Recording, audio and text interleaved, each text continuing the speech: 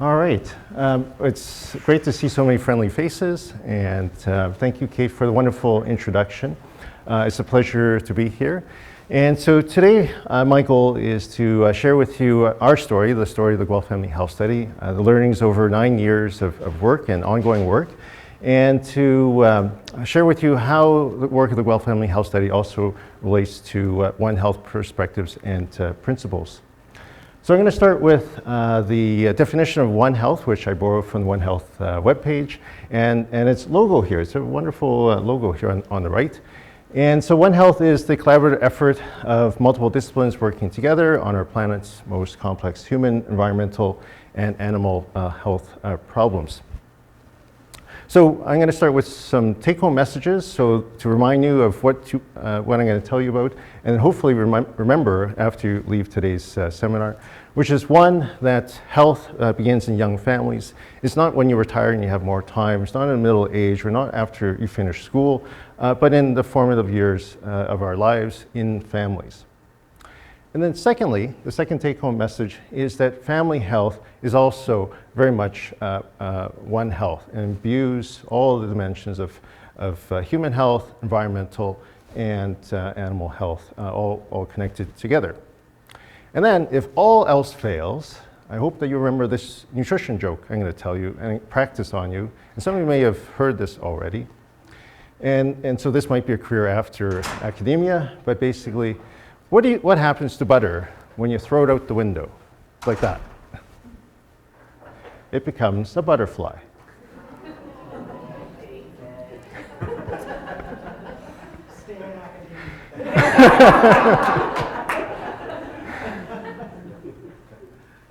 I think I'll stay for a little while longer. All right, so the very first question is why kids and families? So this is a question we asked about 10 years ago when a bunch of us got together trying to understand how can we be impactful in the lives of the community. And we identified an important problem of the day is looking at the health of children and families. This is ever more salient today as well. So just a couple of years ago, the UNICEF published a report on the relative ranking of the health of Canadian children, and we didn't do so well. So Canadian children ranked 30th out of 38 countries. The top country is the Netherlands, Canada is 30, and then Chile was 38. And in great part, this is attributed to the health of children and the epidemic of childhood obesity. So what are the factors that, what's the evidence that tells us that this is of concern? Well, in Canadian children, the diet, physical activity, and sedentary behavior isn't that good.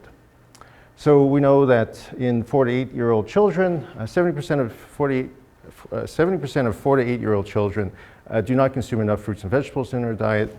They're not meeting physical activity guidelines. And they're on their screens way too much and very sedentary. So what's the long-term consequence of that? Well, there are a multitude of consequences. These unhealthy behaviors lead to increased obesity in childhood, and we know that obesity in childhood tracks into adulthood. And consequently, obesity then increases risk for type 2 diabetes, heart disease, and cancer. These are the 3 major chronic diseases in Canada and globally. And the economic cost of these chronic conditions is enormous. And to put a number to it, it's $4 to $7 billion annually. And these are numbers from 2011. So in current dollars today, it's certainly substantially much higher. So obesity is not a static problem, it's a growing problem. So this fellow, Jamie Oliver, some of you may know him, just as famous as me. He came over, from across the pond to see what's happening in Canada, and he published an article, commentary opinion, in the Globe and Mail a few years ago. And he highlighted the fact that obesity is a growing problem, pardon the pun. But since the 1980s, obesity in both adults and children have doubled and in fact tripled in children. So a third of all children are overweight or obese. And to put it in another context, if we look at the consequences of obesity in terms of this image, roughly a full house Blue Jays game, it comprised of 48 to 66,000 individuals, is the number of folks who are dying from obesity-related issues. So that's enormous. So think about going to the next Blue Jays game, and it's usually sold out. That's the number of people who are dying every year from obesity-related issues. So, because of the enormous problems, a group of investigators got together and established the Guelph Family Health Study about 9 years ago. And the Guelph Family Health Study aims to identify early life risk factors for obesity and chronic disease, and secondly, to test family-based strategies to promote healthy behaviors in preschool-age children between the ages of 18 months and 5 years, or 6 years less today. The next question that's often asked is why Guelph? Well, Guelph is a great place to live, work, and play, of course. But we take inspiration from the Framingham Heart Study. It's a multi-generational study in the town of Framingham, just outside of Boston. It has very many similar characteristics as Guelph, a very engaged community, a stable community, because to run a long-term cohort over multiple generations, you need such optimal conditions. If we were to run the study in Toronto, for instance, that would be a very much challenging endeavor. And already we've had considerable success in that our earliest families from way, way back are still with us even today. And even if they have left and moved a little ways away, we're still able to keep in touch with them. And whenever they come to visit family, they stop by and say hello and give us a little blood and some data. So why not? So we've looked at a lot of things in our families, which includes diet, physical activity, sleep, body composition, blood biomarkers, social familial context, genetics, and even a little bit of the microbiome. So we've been intentional in terms of collecting not just dietary data, for which many of us are interested in, but taking a holistic approach in terms of the study of factors that contribute to health of children and their families. The Guelph Family Health Study, importantly, is a community-engaged study. So it's not a top-down approach, thou shalt do this, that, and whatever else from the ivory tower. We actively engage with our families. We seek their input and feedback. So early days, we conducted conducted several focus groups, including 31 families, got their feedback, and it was really helpful to learn about their perspectives and to be respectful about what their interests are. And just to highlight a few key findings, the parents told us that in working any research study that wants to work with parents should approach the work in a non-judgmental manner, be a convenient study, and family friendly. These are busy families, and basically they're telling us we need to value their time and energy. We also engaged not only families, but we also needed to engage the broader community to help us with the recruitment of our families, and also to give us sage advice in terms of how we execute and various processes. So just to note, we worked with the Guelph Family Health Team, the local public health, and many other groups over the years to facilitate the recruitment of families in the community. Our research intervention is based on the formative work of Dr. Jess Haynes, our co-director, and this work was done in Boston and demonstrated that a motivational interviewing approach where we put the parents in the driver's seat to drive change, drive improvements, is successful. And what Dr. Haynes showed is that through motivational interviewing, families improved aspects of eating behavior by eating more together as a family, which is very important for developing healthy habits that hopefully persist for the long term, improving sleep and sleep routines, and reducing TV time. And so we adapted that work for the Guelph Family Health Study.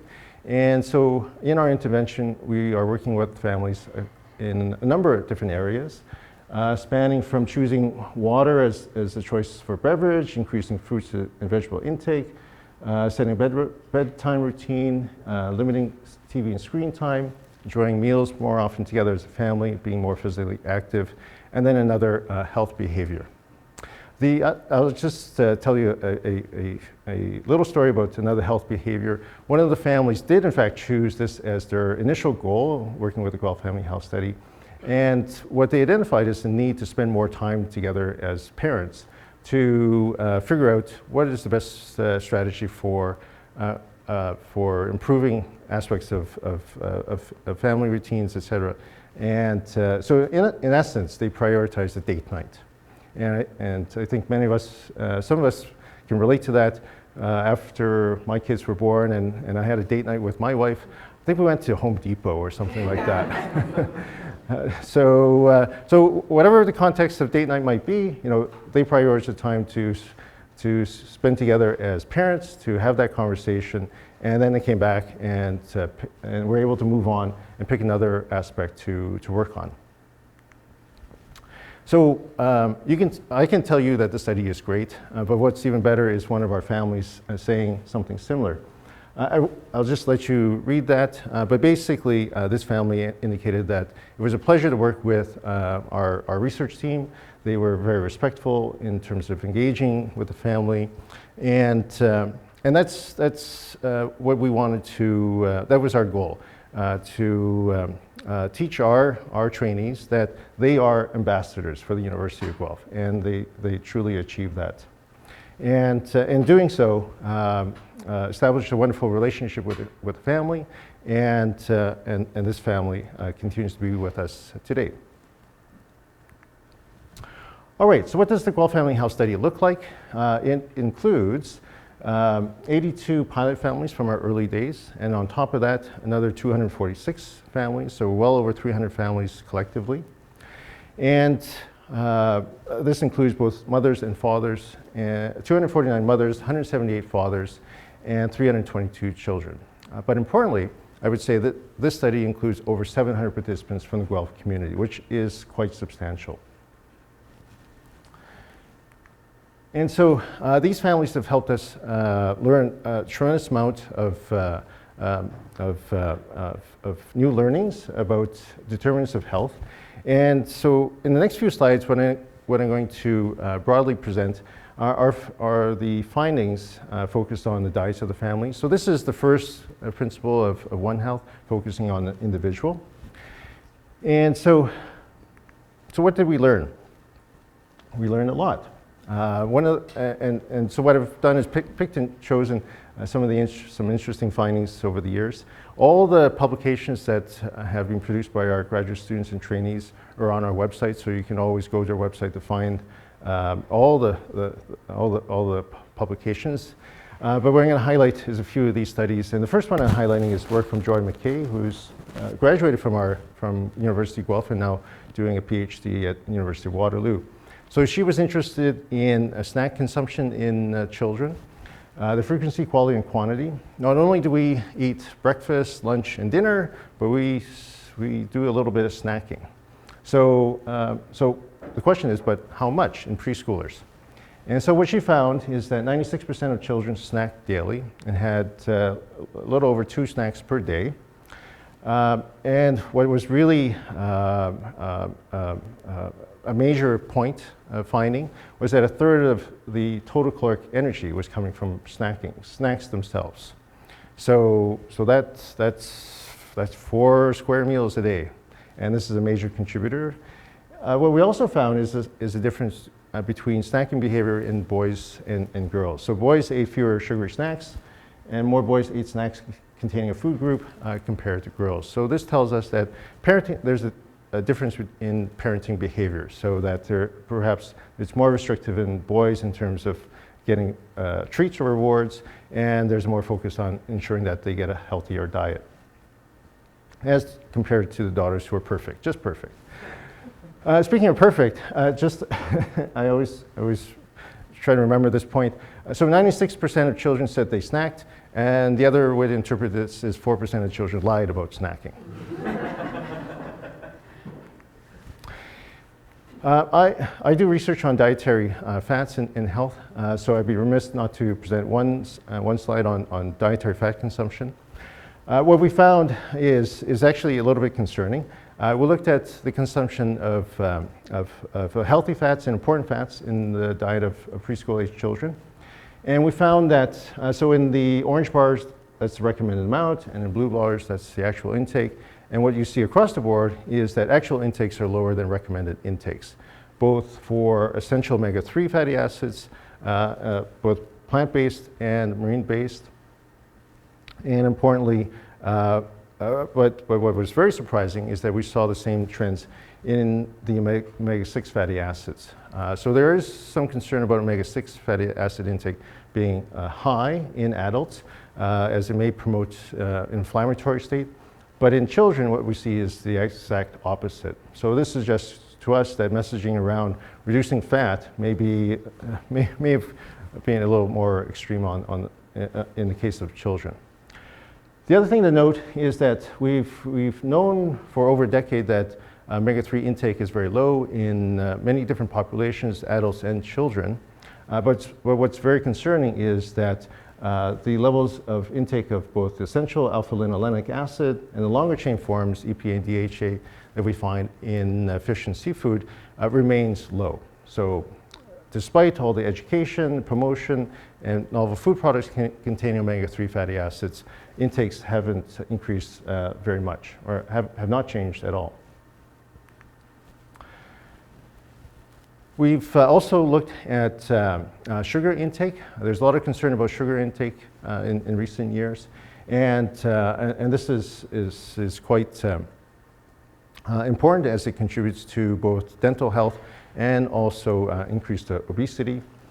So what we looked at, so what I'm presenting here is intakes of sugar in different categories.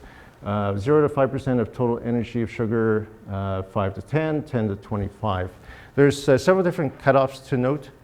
So at the 5% cutoff, any increase over 5% represents increased risk for dental cavities, so more visits to the dentist, and then anything over 10% is increased risk for obesity. And over 80%, and nearly 80% of our kids fall above the 5% cutoff. And I did an interview for CBC on some of this work, which Anisha, one of our PhD students, did.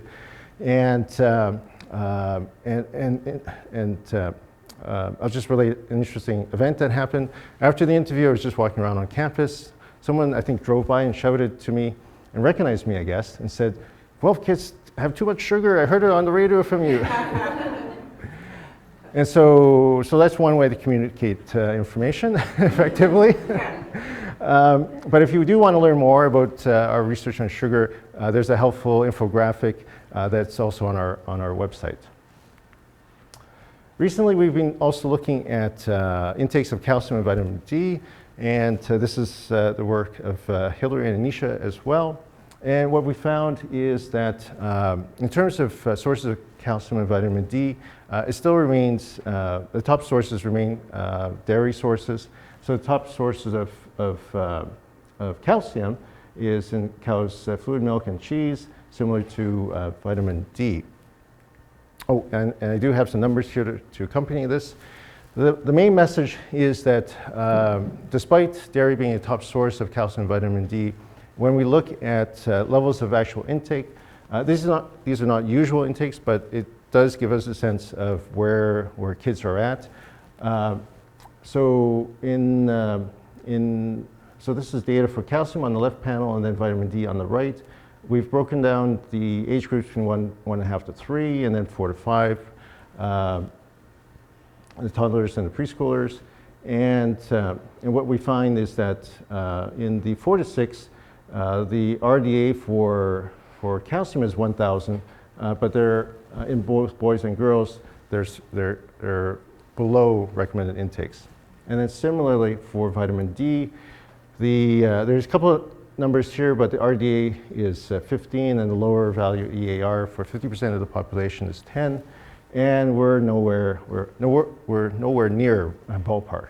So there is a great concern. There remains great concern about vitamin D intake in Canadian children. All right, so I've showed you some of our results in terms of intake in various nutrients, and there's a bunch more that we've done work on. But then we've also been interested in what are the things that happen in families that contribute to what children eat. And so Jessica Waterworth looked at parenting practices in our families to better understand how parenting practices influence dietary intake. And what she found was that mothers and fathers' influence or parenting practices and their influence on eating behaviors differ. So, for example, if you want Johnny to eat broccoli, then dad has to model eating broccoli. So if Johnny wants to eat broccoli, dad has to eat broccoli, but it doesn't matter if mom ate broccoli. So, this is interesting. This is really important because it also underpins the relevance of the father, and the fathers do play an important role in parenting practices as it relates to eating behaviors. So most likely it goes both ways. If you want Johnny to eat broccoli, then dad has to model it, and then also limiting unhealthy foods too. So you got to hide the maybe I shouldn't say that out loud. All right. We've looked at parenting practices, but we also looked deep within the cell. We've looked at genetic contributions. And just to highlight, we've looked at the number of taste receptors. There's 6 taste receptors and taste perceptions. We looked at all of them, and I'm just going to highlight the first 2 here as examples. So indeed, there is the sweet tooth gene. You can have the variant for the sweet tooth taste receptor. And so it predicts preference for sweet containing foods. And as a consequence, individuals with the sweet tooth gene will eat more sugary snacks, and especially in the evening time. If you have the bitter tasting genes, it also explains why you have decreased consumption or dislike for cruciferous vegetables like broccoli and Brussels sprouts. And so one would avoid eating these bitter foods, and as a consequence, it leads to increased snacking and energy consumption from snacks. So there's a consequence in terms of what we choose to eat is based on our genetics. But importantly, if we know something and have an understanding of our genetics, then we can potentially intervene. So maybe if you don't like broccoli and Brussels sprouts, it can be prepared in with a different recipe so that it enhances the flavor, and then you can consume it, or you try try different strategies based on that knowledge. All right. The second principle of One Health focuses on the environment. So I've shown you some data about what families are consuming. So we've studied food intake, but we've also studied food intake and food waste. So why is this important? Well, nearly 40% of all food that is produced in Canada is wasted, and this has a huge economic value of $49.5 billion. It's not chump change, but importantly, at the level of the household and family, it's estimated that 63% of all foods that come into the household are also simply thrown out. You just buy it and then throw it out. So those are national numbers. What we endeavor to do is to get a finer, a more accurate assessment of food waste in Canadians. And so this is the Family Food Skills Study led by Dr. Jess Haynes and her team in the Guelph Family Health Study. Is a sub-study where we looked at food waste collected from 94 families. They were very heroic because they went out to the curb, collected the garbage, and sorted and counted that garbage and weighed it. And I didn't have any pictures, but it looked like they were having a fabulous time. But kidding aside, it is a huge problem because what we found out is that the average food waste per household is 3 kilograms of avoidable food waste, and 70% of it came from fruits and vegetables. There were instances where foods were unpackaged, were in their original packaging and then thrown out. But there's also avoidable food waste, basically some elements of the food that were simply thrown out or discarded, but is still fine to consume. So that's our definition of avoidable food waste. Still good to eat. What we also found that's very important is that by improving food skills, parents who involve their children in meal preparation, we found that these children or these families produce less food waste. So there's a way to address food waste, and one way is by improving food literacy and food skills and involving children early on. Maybe not give them a sharp knife to run around, but there are age-appropriate things that one can do to involve families. While food waste is a major issue and that messaging can resonate with many folks, if we look at this issue from the lens of different perspectives, we see that the equivalent of 3 kilograms of food waste, of avoidable food waste, is equivalent of $900 of groceries per year. So if you're concerned about your wallet, simply, the wallet, that's $900 out the door or out the window, along with the butter, or 175,000 calories, which is 6 meals per week, or 260,000 liters of water, or 7,000 showers in a given year, or 1,200 kilograms of CO2, equivalent of 1/4 of emissions of a car. So one can readily appreciate the fact that food waste is a huge economic problem, but affects us in many, many different ways. All right, so I'm just going to highlight some work from Dr. Amar Layla, who is a recent PhD graduate of the Guelph Family Health Study. So he undertook some research. This is the late night supper savers study that he conducted to develop a proof of principle approach, intervention to address and reduce food waste. And so in a 4-week intervention comprised of 19 households, 19 mothers and 12 fathers, they developed an intervention, which looks like this. They provided a toolkit and did online cooking classes and also provided helpful text messages to encourage and educate on reducing food waste. And what they found is that in this novel intervention study, that the mothers and fathers were satisfied. Children were also very satisfied with the program that was developed.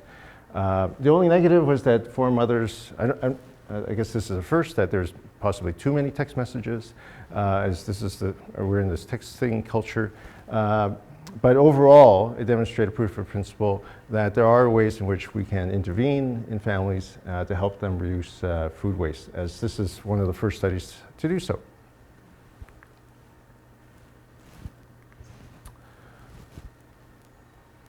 Switching gears a little bit from food waste and to highlight again our work in the environmental space, the 2019 Canada's Food Guide had some really interesting messaging focused on incorporating more plant-based proteins in the diet of Canadians. And Canada is a major producer of plant-based proteins.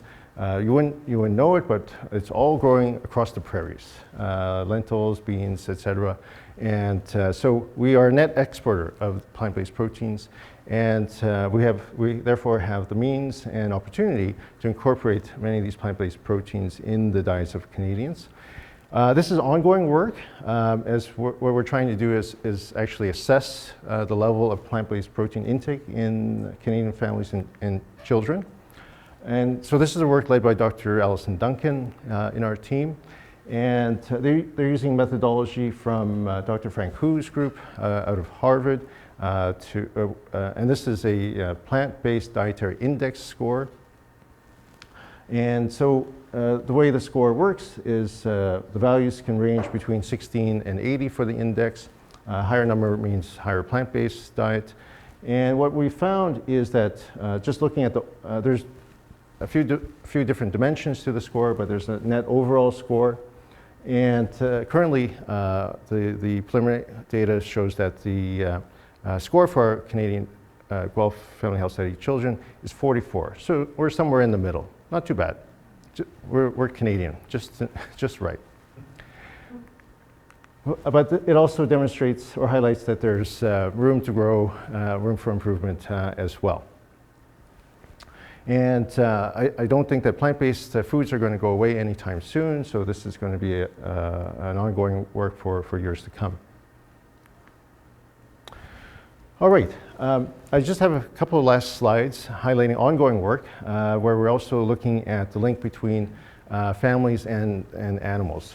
So we looked at dietary food intake in our families. We looked at that relationship with our environment, and now switching to the last component of One Health is our work working with animals. So we don't have any results yet to share, but I'm just simply highlighting that we do have dog owners and cat owners. We have over 300 families, and a number of them do have cats and dogs. So what we're doing is, as part of our ongoing survey work, we have a number of questions that we've asked the families, and so we'll be reporting on those in the near future. But we've also asked some questions such as which family member most often interacts with the dog or the cat, how much time do you spend, and what's your relationship with your pets. These are mine down here. So that's Rue. Rue is the 1-year puppy. They're both Jack Russells, and then beside Rue is Andy. So they keep us busy. They definitely keep me busy. All right. This last slide is very relevant in the context of the pandemic that we are transitioning out of. As there is clear connection with the environment and the origins of the transmission of the COVID-19. This work was led by Nick in our group. It's one of the most highly cited papers in the journal Nutrients. We keep getting updates as this is doing quite well received. But it really informed us early days of what was happening in our families and how families in Guelph were managing and coping with COVID-19. So we sent out a call to all our families saying, we want to hear from you. And virtually almost all of their families came back and said, we want to help. And they completed our survey. So what did we find out? To no surprise, we found out that families were trying their best to manage, but there were challenges. So 70% of the families were trying to deal with challenges, but there was a little bit of silver lining as well. So while we were all at home, we had time to look through recipe books, buy a lot of flour, and so we spent more time cooking from scratch. So these are actually good things to encourage. So it took a pandemic to move recommendations into action. Families were also spending more time eating with their children at home together as a family. So again, that's a good thing. When families are spending time together, they're talking to each other, they're interacting with each other, but they're also learning healthy habits. Children were also involved more so in meal preparation. Again, that's a good thing. Learning important skills so that when they get to university, they're able to make a sandwich, they're able to make a salad, and fend for themselves. Negatively, though, and this is not surprising since we're all locked down early on in our homes, over half of the families reported decreased physical activity. And they also reported major concerns related to health, finances, and stress, which was not surprising. But but doing this study helped us put a number and quantify the extent to which families were experiencing each of these areas. And then we also developed resources which I think are still very much relevant even post-pandemic. And so we have a number of resources related to meal planning, managing child behavior, screen use, and stress on our website. Okay, so just to round out my presentation today, there's a few take-home messages I hope that you'll carry on after this talk. In that healthy habits start in the home and early, and includes everyone in the family, mom, dad, both parents, or the parents and the children, everyone. And then secondly, there's One Health in all dimensions of family health. And as demonstrated in my presentation today, it relates to what we eat, our food waste, the pets in our family, and then also the work out of the pandemic. So those are the academic, scientific take-home messages. But then, if you remember the joke, then that's also a plus. This work, I have just a final few slides just to provide acknowledgements. This work would not have been possible without the involvement of our Guelph Family Health Study Family Council. So over the years, this is one of the first pictures of our Family Council. And without their support, ongoing support and interaction over the years, our study would not be what it is today. There's also so many people to thank as part of the team. It includes 15 investigators over the course of the 9 years, that are drawn from 3 colleges and 4 departments of HH&S, FRAN, MCB, and Math Stats, and well over 150 trainees, undergraduates, masters, PhDs, postdocs, etc. So they've been, so I've only had an opportunity to tell us a small snippet of all their incredible work, and they all need to be acknowledged. I would be remiss without doing a little bit of promo as well about the Guelph Family Health Study. And so we have a number of resources on our website. So we do knowledge mobilization and dissemination. We have 7 cookbooks on various topics. And our latest one was on how to incorporate plant-based foods in your diet. We have a long-running podcast managed by our students, an incredible podcast, and they're going to win many awards for their podcast. We also have active social media managed by our students, so you can find us on Facebook, Twitter, LinkedIn, and Instagram. We have a wealth of information on our website. It's a bit of a mouthful, but it's just guelphfamilyhealthstudy.com. And we also have 2 other components that we've developed over the years. We're also running we also have another sister cohort, the Family Stress Study, which is joint between University of Guelph and McMaster University. So there's a whole other family over there, which will provide really valuable information about determinants of stress in families. So that's an ongoing longitudinal study. And then we also are very much involved in training in the area of implementation science, healthy cities and smart cities. And this is the SMART training program that was just funded last year. And so also acknowledge the various funders of all of our work. And then lastly, thank you. Happy to answer any questions.